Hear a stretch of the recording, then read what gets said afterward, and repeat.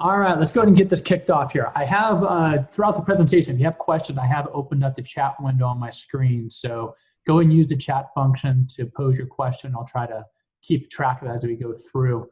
For those of you guys who don't know me, I'm John Eichberger. I'm the Executive Director of the Fuels Institute. Today, we're going to be going over a recent report.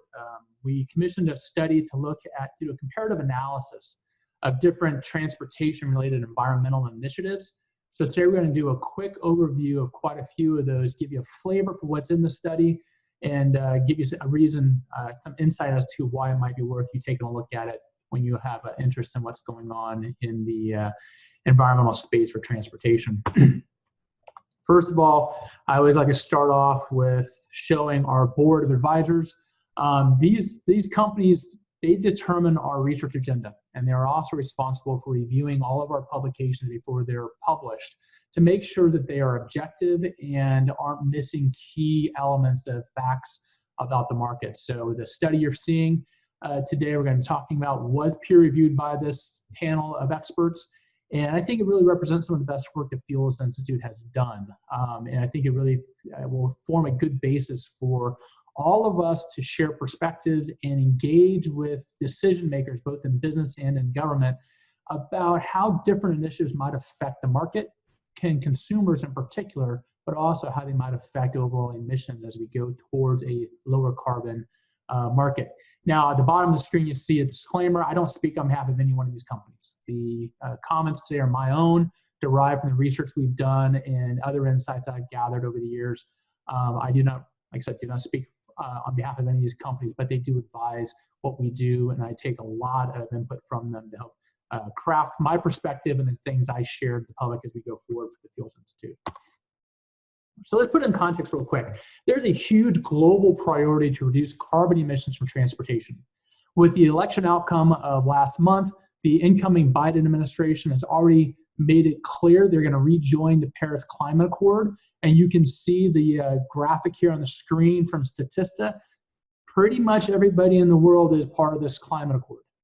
The interest in reducing carbon emissions is probably as strong as it's ever been, and it's not going to go away. In the last couple of months, we've seen a flurry of activity of announcements to ban the sale of internal combustion engines at some point in the future. So I took a look at a couple of resources and found that about 46% of the global vehicle market is governed by governments that have announced their intent to ban the sale of combustion engines at some point in the future. This does not include California, which if I added them, we'd probably eclipse 50%. So we've got a really strong momentum going on this transition away from traditional powertrains and fuels. I saw an article just yesterday that Japan is going to be imposing their own restrictions on the sale of combustion engines in 2030, 2035, sometime in that decade timeframe. So the number's getting bigger, and I don't think it's something that we can cast aside as just an anomaly. It's a trend that's growing, and it's going to require a lot of understanding, a lot of conversation, and a collective effort of all stakeholders to make sure that the policymakers and the regulators understand the various nuances and the full complement of potential impacts such policies can have on the economy and on the constituencies. So let's get into our recent research projects. So Ricardo Consulting did the project for us. The title of it is The Impact of Transportation-Related Environmental Initiatives. And it really is a comparative analysis, objective, looking at the effectiveness and cost of various initiatives. We started off, they evaluated 37 different movements, that they call them. They're under consideration or being implemented at some stage throughout the world. And from there, we worked together and narrowed it down to 14 specific movements for a more in-depth assessment. And you can see they were broken down into 4 categories: emissions, fuel economy, carbon pricing, alternative fuels, tolls, congestion, telecommuting, and mobility initiatives. And what we did, we wanted to understand them from effectiveness, cost, and impact. So in terms of how they did this, effectiveness is defined there on the side as emissions reductions, fuel economy improvement, or, because it seems to be the trend, how do these movements impact the trend toward a plug-in electric vehicle market? Cost is cost to comply. Not just the affected industries, but the government, society, consumers, the overall cost to the market of these initiatives. And an impact is it a regional or is it a national or global phenomenon? They were compared to one another. So when we see this chart from left to right, costs are higher, that is in relation to one another. And from lower to high, the effectiveness, again, that's in relationship to one another. So when we see here, when we plot out these 14 initiatives, telecommuting is the lowest cost of all the initiatives evaluated, whereas congestion pricing and ZEV mandate was the highest cost. In terms of effectiveness, subsidies and incentives were much more effective than were mobility or connected autonomous vehicle strategies. For today, I want to focus on 4 high-level topics. I want to talk about telecommuting because it's such a high priority of interest right now. I want to talk about CAFE because I think things are going to change dramatically in the near future. Electrification, then ended up with a discussion about biofuels. And you'll notice that we're kind of running the gamut of this chart here from cost to effectiveness on these 4 elements. I think it's important to keep these under consideration and put them within context. First of all, telecommuting is an interesting one. The pandemic forced a lot of people to start working from home. And what we did see was a significant improvement in air quality. We dropped the miles traveled by 50%, fuel demand by 50%, satellite imagery, visible observations, and air quality measurements across the globe in key polluted areas, dramatic impact. And what the study found is that 37% of Americans could feasibly do their job from home. If they did that, and the 37% worked from home 1 day a week, we would reduce emissions by almost 3% across the board. If they worked from home 5 days a week, you drop emissions of CO2, NOx, and PM2.5 by 14%. That is significant improvement in air quality and emissions controls with almost no cost. And in fact, if you take it on a per capita basis, those consumers would be saving possibly up to $800 a year in commuting costs just by working from home. Now, we saw that happen this year. Is it something that can continue? And quite frankly, I'm skeptical that we're going to see massive telecommuting improvements on emissions in the future. And here's why. We dealt with NRICs a lot this year, measure miles traveled, and we looked at fuel demand throughout the year. And one of these charts you see here, the red one, you see miles traveled drop dramatically in March and April when the stay-at-home rules went into place. But since then, we've kind of recovered back to our pre-COVID volumes. And the chart to the right is the most recent one from NREX. We're actually higher in miles traveled right now than we were in February before the pandemic struck. If you look at the bottom left chart there, that's EIA's numbers on gasoline demand. They use product supplied as a proxy for demand. It's almost equal to what it was at the beginning of the year. Now, the reason I'm skeptical that telecommuting policies would have a dramatic effect on emissions long-term is because people still aren't in their offices. We have not seen a complete return to work environment where everybody's commuting like they were before. Yet miles traveled and gasoline demand have recovered. I think what we found is that even though pre-pandemic, about 50% of the miles we traveled were commuting to and from work, that has changed, but people are still driving. And so just because they're not spending an hour and a half driving to and from work every day, that does not mean they're not spending time in their car. And so I think if we're looking at telecommuting as a solution for emissions, it might be misleading. Because I think people are still returning to their mobility needs and are still doing the things they want to do in their car. And I don't think that is a panacea of a solution. It is a tool and it's something to be considered, but it's not going to solve the problems of emissions.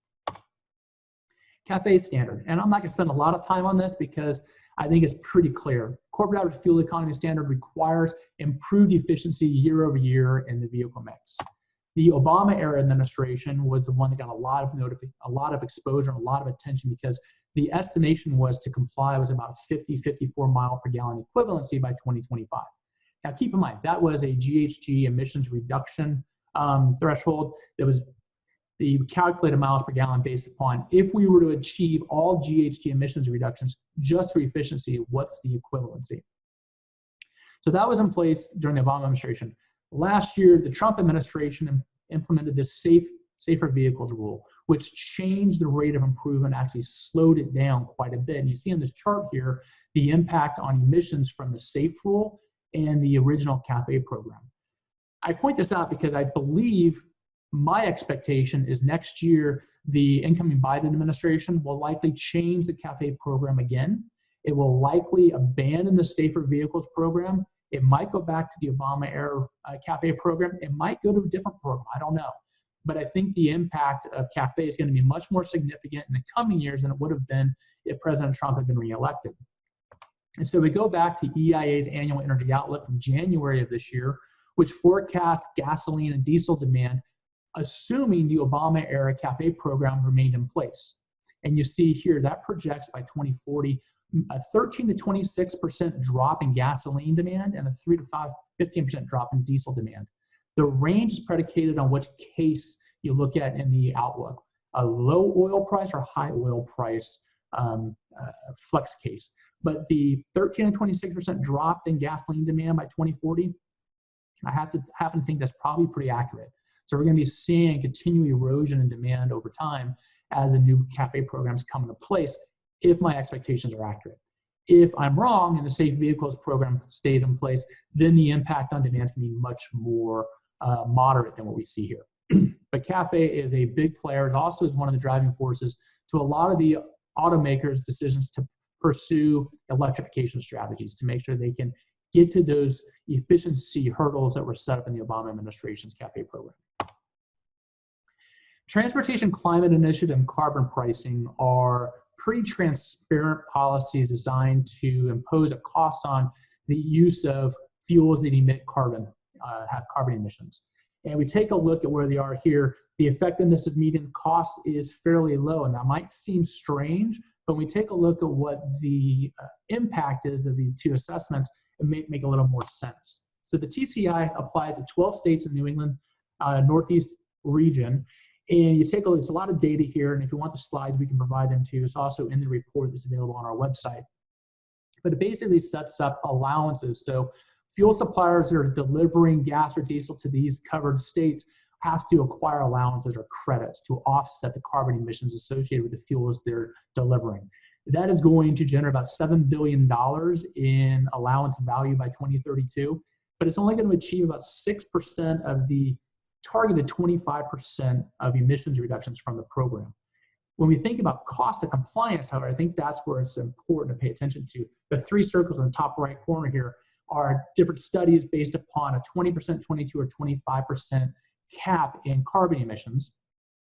Even in the most aggressive, you're looking at a 27 cent per gallon increase in gasoline prices.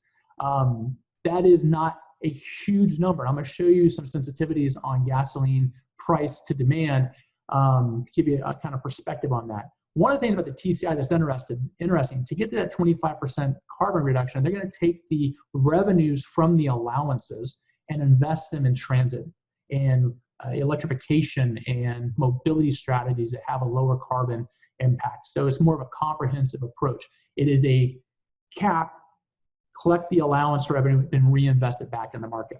Now that contrasts to a carbon tax that we've seen proposed in the United States. Now carbon taxes are very popular in Europe. They range anywhere from 8 cents per metric ton to $132 per metric ton of carbon emissions. The analysis that Ricardo did for us looked at several of the proposals in the United States, and it seems like $40 a ton is one of the metrics people are using. And in a market where you impose a carbon tax of $40 a ton, they estimate that equate about 40 cents per gallon. Most of the impact of the carbon tax can hit the coal industry and the natural gas industry, heavier than the gasoline market. But 40 cents per gallon is about the upward trend of a $40 per ton impact in the analysis. Now, how is that going to affect fuel demand and mobility? Quite frankly, I don't think it's going to affect it too much. And I took a look at some historical data. So this is from the Energy Information Administration. It is the average price of gasoline since 2010 compared to the gasoline demand since 2010. And I ran the correlation coefficient. Now, I'm not a statistician, so every time I do an R analysis, I have to research and remember what it's all about. But essentially, if R equals 1 or -1, the two variables are in very close relationship. They're very dependent upon one another. And since 2010, the relationship between price and volume consumed is a -0.07, nowhere near 1 or -1, which means that the two variables are not necessarily well correlated. And you can see this, the scatter plot here. You would assume as the price goes up, we go higher on the chart, the red dots would go further to the left. If the media claims are correct, that higher prices mitigate fuel demand. In the last 10 years, we have not seen that. So if we're envisioning a scenario where policies might increase gasoline prices by 27 cents or 40 cents, that hasn't really resulted in any change in overall demand.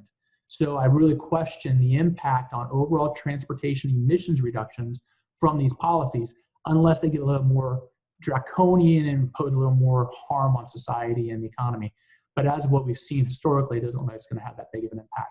But that's where we are on that. And there are several bills in Congress to move to a carbon tax program. Some of them have some investments in infrastructure. The majority of them use the revenue to just support subsidies to segments of the economy and the society.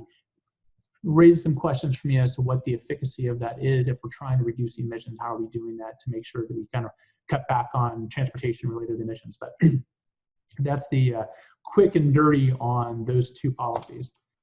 Electrification is the one that's getting the most attention these days. And basically, we looked at this in terms of 3 areas of policy: subsidies, incentives, charging infrastructure, and the ZEV mandate. Now, we have them listed at a very high level of effectiveness for emissions reductions, for efficiency improvements, and for obviously transition to plug-in electric vehicle market.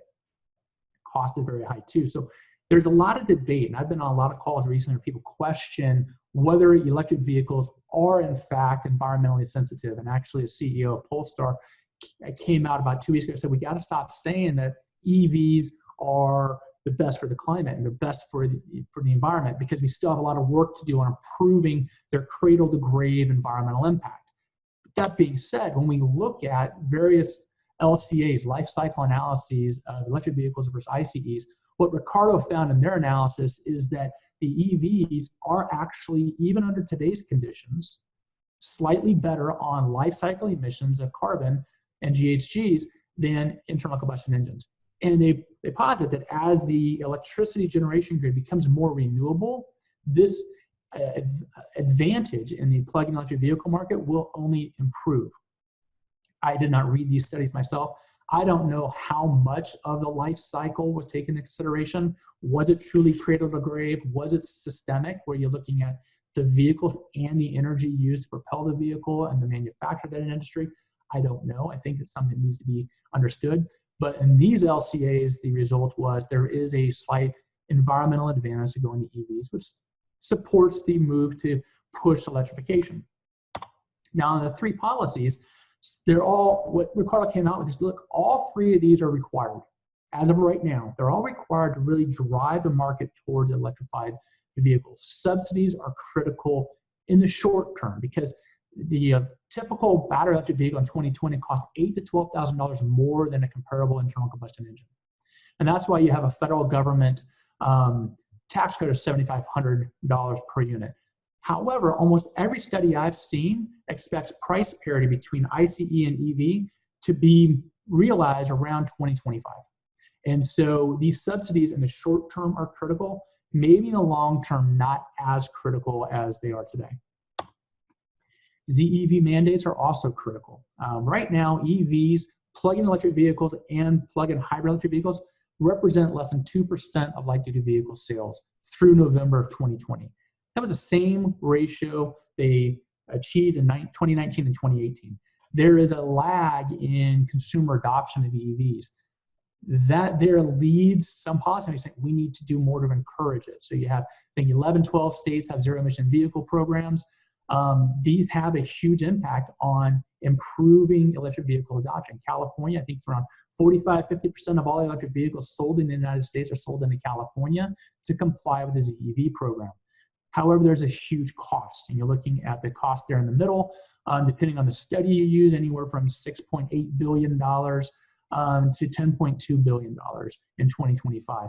The fuel economy impact, however, could be significant. A consumer could save $15,000 in lifetime operating costs using an EV. And the data we pulled out of a report we had published earlier this year looking at electric vehicle market adoption demonstrated in almost every scenario the total cost of ownership of an electric vehicle, even when you take into consideration a higher purchase price, is lower than that for an internal combustion engine. But to really push the market forward, ZEV programs are under serious consideration because they are so effective in getting these vehicles into the market. Infrastructure is another key. A lot of the surveys I've read, a lot of the surveys we've done have asked, what are the limitations? What are your concerns about buying an EV? It's price, it's range, it's recharging infrastructure. And this shows, we've got about 78,000 charging ports in the United States. The question I have is, how many is enough? The Biden administration has claimed they want to invest in deploying 500,000 chargers to the market. Is that how many we need? How many do we actually need? Now, I'll raise this question for you because I don't know the answer, but I believe that there is one answer in terms of how much do we need to satisfy actual demand for charging? And there's another answer, how many stations do we need to satisfy consumer concerns about access to chargers? And I believe there's an exponential difference between those two numbers. In order to get consumers comfortable with buying the vehicles, I think we're going to have to overbuild supply of charging stations to make sure they feel comfortable. I'm going to take a pause. I got a couple questions here. One is, can you comment on what you see happening in terms of consumer acceptance of EV in the next 5 to 10 years? Absolutely. I do believe that we're going to have comparable internal combustion EVs competing with internal combustion engines for the same price within the next 6 to 8 years. I think those EVs are going to have 350-mile range. They're going to be same price or lower price. They're going to be available in the models that consumers want to buy. IHS Markit, I saw a report from them about 2 or 3 weeks ago. They're projecting that by 2030, 75% of all the electric vehicles built in the United States will be trucks or utility vehicles, exactly the kind of vehicles American consumers like to buy. So I think consumers are going to have a real choice, a cost competitive choice, a functional choice, and a performance choice between a combustion or an electric vehicle. And I also think by the end of this decade, the consuming public's mindset is going to evolve. Right now, if you're in my generation, you might ask yourself, why would I want to plug in a car? The next generation, however, has plugged in everything since the day they were born. Their question isn't, why would I not? Their question is, why wouldn't I plug in a car? So I think the opportunity for consumers to accept EVs is going to accelerate. I'm looking at a question here, HEVs and visibility variability bars. Yeah, hybrid electric vehicles definitely have advantages. They're just not getting the attention. We actually got 3% market share through November of this year of hybrid electric vehicles, and I think there's a huge advantage there, an opportunity for HEVs to gain traction. The challenge is the real aggressive advocates for carbon reduction, they don't believe HEVs go far enough. And so the focus on BEVs has really taken over in that respect. Let's see, where am I here? All right, so what's the impact of PEV adoption? So we had 2 scenarios in this analysis. We used the Energy Information Administration's forecast for EV adoption, which is the low uptake scenario. They project about 10% PEV penetration of sales by 2040, or the Bloomberg New Energy Finance high projection, which is 60% sales by 2040. The impact on gasoline demand is between 7 and 30 billion gallons. It's a significant impact. It's 142 billion gallons consumed last year, so 30 billion gallon impact would be significant. Now, this is on sales. The impact on overall adoption and market turnover is quite different. You take a look here. I plotted both of those charts here for work we're doing with an EPA team. And even if Bloomberg is right and we get to 60% market share of sales, that's only going to equate to around 27% of vehicles on the road being electrified by 2040. Now, that is because the market is huge and consumers are slow to adopt. And if we leave the market to its own devices to convert the market and transition away from combustion to electric vehicles, it's going to take a very long time. And my note here is that may not be acceptable to a lot of advocates. And so you have a lot of consideration of ICE bans and expanding the ZEV mandate in order to accelerate this transition. What role does social justice play in my analysis? Well, social justice doesn't have any role in this analysis, but I'll tell you, it's becoming a huge factor in the way I'm looking at it personally. It's not included in this report. But we have to really think about the disadvantaged communities in society that do not have the economic wherewithal to go out and buy a new vehicle on a regular basis. They may be in markets that are underserved by the existing fuel retail population.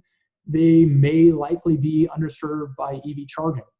If we go to an ICE ban, we had a conversation with a group today. If we ban the sale of internal combustion engines, are we going to increase the price of internal combustion engines on the used car market, where these lower income communities typically go and buy their vehicles? So we have to really think about how these policies are affecting environmental justice, energy justice, equity. We need to think about rural America and how all these different segments of society are going to adapt to these changing conditions and how these policies are going to affect the market going forward. So it's something that needs to be much higher top of mind as we think about how do we reduce carbon emissions, at the same time, how do we protect consumers, both economically and from an accessibility standpoint, so that everybody has an opportunity to have mobility options to get to their job and their schools.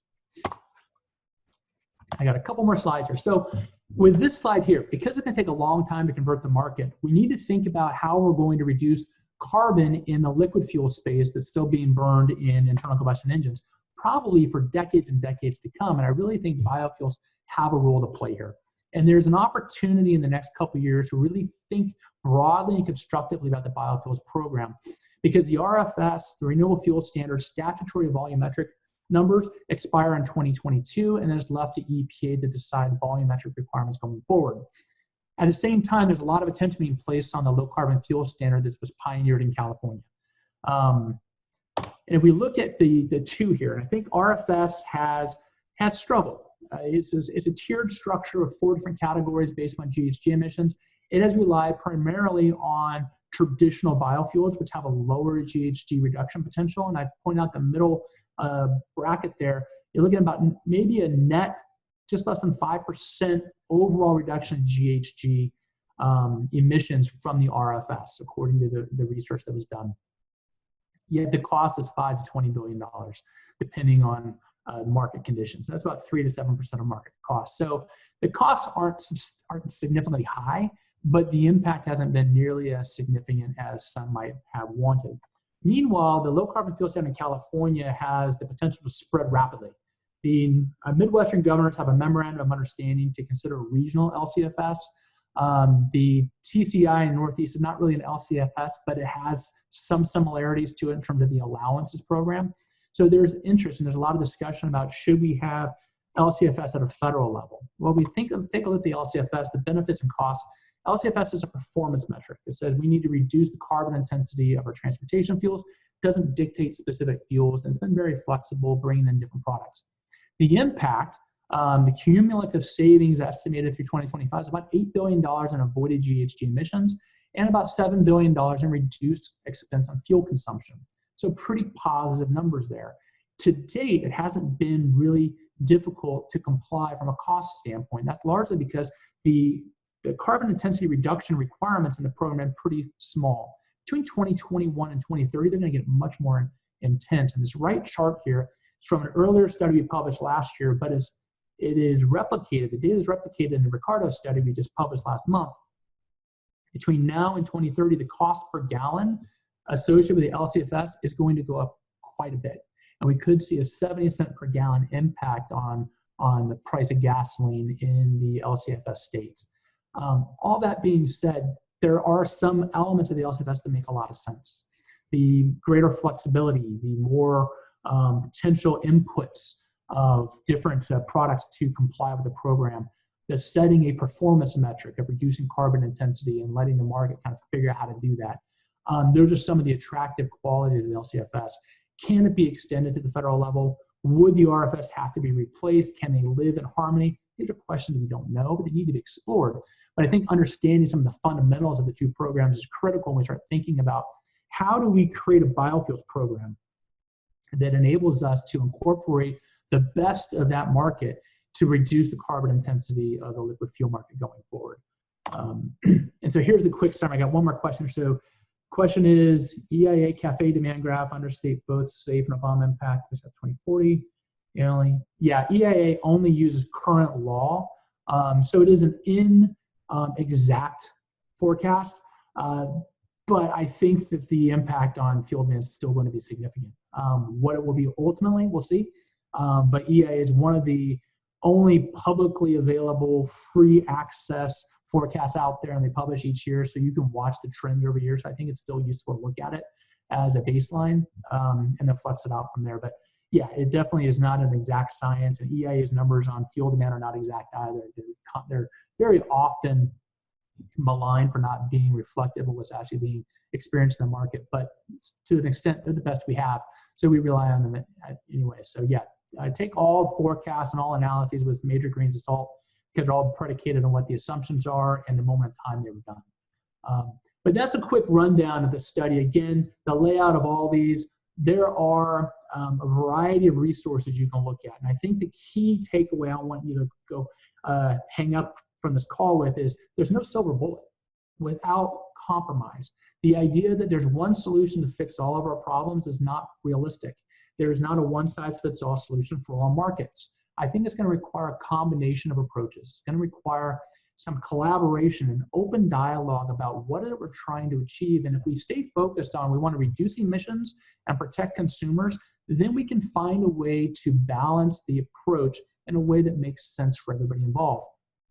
We get into trouble when we stay focused on only one outcome or one objective. If we continue to think about the collateral impacts of what we're trying to do, and we try to mitigate the negative impacts and elevate the positive ones, then we can develop programs and policies and approaches that really will benefit society, benefit the environment, benefit consumers. And we need to keep all of that in mind. We cannot get myopically focused on one objective. The research is available on our website, fuelisins.org/research. There are multiple products up there. The full report, the executive summary, but I also encourage you to look at the comprehensive analyses. There's 176 slides that powered this report. And I've gone through and built an index of all those slides. So if you're interested in one particular policy, go to the index, find out what slides have relevant data to that subject, and dive into it. I encourage you to look at this as a resource for you. It's kind of a menu of options that we can consider for addressing issues facing our market, facing the environment, facing the transportation sector. And with that, if there's any further questions, I've tried to answer them as we've gone through, but if anybody has any further questions, I got a few more minutes, I'm happy to address them.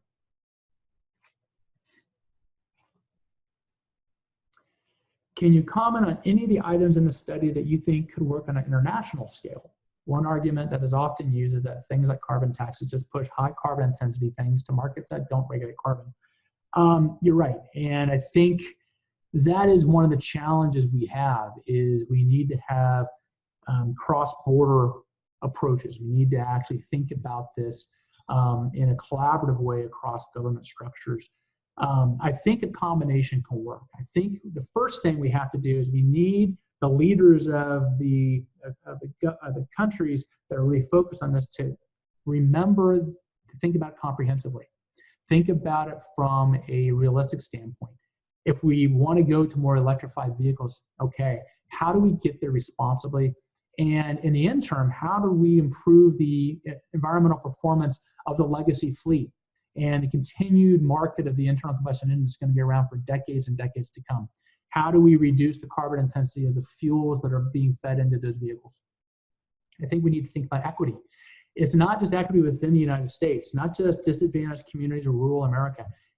Countries across the world are in very different states of development. I saw just last month, there's something called World Toilet Day from the United Nations, and is to draw attention to the fact that 4.2 billion people in the world do not have access to modern plumbing facilities, and they don't have access to working toilets. These are life and death issues that these countries aren't focused on carbon reductions. They're focused on getting sanitary conditions to their people. And we need to keep that in mind and be realistic about our expectations for moving forward with an agenda to reduce carbon. We can do that, but we have to be sensitive. We have to be empathetic to those that aren't in a position to do that. And we have to think about policies that can kind of wrap this all together. I think policies to promote greater diversification of feedstocks to produce the fuels we're using, I think that works. I think if we can work on trade relationships to encourage the transfer of products that are more sensitive to the environment across borders and share that beneficial experience. I think that's important. I think one of the challenges with the LCFS in the United States is it's isolated in one region. And that causes us to divert lower carbon products to California for compliance purposes and incur additional transportation distribution emissions. Whereas if we had used those low carbon intense resources where they were produced, we could have had a better impact on global carbon emissions than we otherwise are. So I do believe, I don't know what, I can't tell you what strategies would be the best, but I think if we are open about and honest about our assessments, we can find solutions that can be mimicked in different markets. And maybe we don't think globally, maybe we think regionally. Maybe the US, Canada, and maybe Mexico work on a North American approach. Europe works on a European approach. Southeast Asia works on theirs. Latin America is going to be a very different model. They're not going to be ready to go electrified nearly as quickly as other economies, but they have huge biofuel resources they can leverage. And developing unique solutions for broad regional areas that can then be tied into other regions of the world, I think is a sensible approach. So thank you guys very much for joining us today. Sorry I went along. I hope it was at least enlightening in terms of what's available in the research.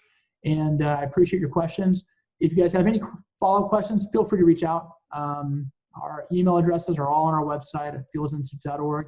Take a look at the research. We have a lot of new research coming out next year as well. And I hope you stay tuned, and I hope it's helpful to your business and your operations. Thank you guys very much, and we'll talk to you again soon.